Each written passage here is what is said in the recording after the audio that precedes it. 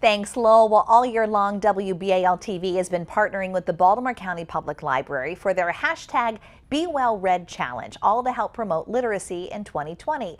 And joining us this morning with this month's challenge is Erica Palmisano. I think more people have read books in 2020 than in any other year. Erica, what do you think? Yes, I would agree. Whether it is via their Kindle or via an audiobook or an actual physical book, people are reading more than ever. So the library is not open for public browsing, but we do curbside service, and we have so many active cardholders right now that it's pretty unbelievable. Boy, I bet. And you've been having a challenge, a different challenge every month. So what is December's challenge? This is the last one of our Be Well Read challenge. So this one is read something included in a year-end list. So last night I went through a variety of lists and chose one from the New York Times. And there's a list of books that are highly regarded by their critics, and I posted them on our Facebook page last night. So here's 3 of them. The first one is Death in Mudlick. It's a coal country fight against the drug companies that delivered the opioid epidemic.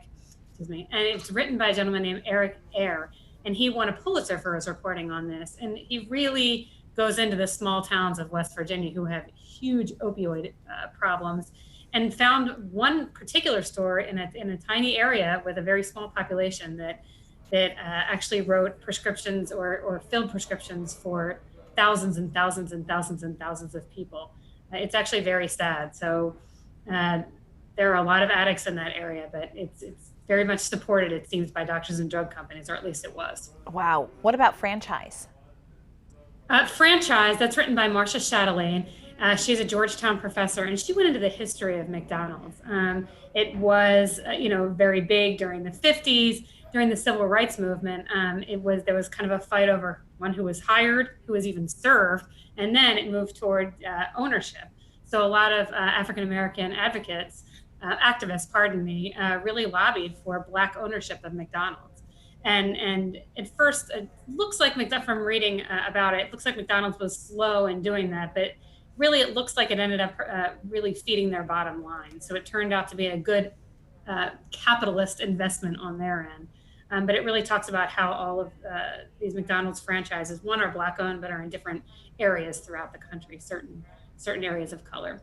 What is Wow, No, Thank You? Okay, Samantha Irby is hilarious. I read this book on the beach this summer, and I couldn't stop laughing out loud. And she's just this fabulous, hilarious writer who writes these personal essays. And Wow, No, Thank You is her third in a trilogy, if you will, of books. So she has a lot of real world problems, but she always manages to find humor in them.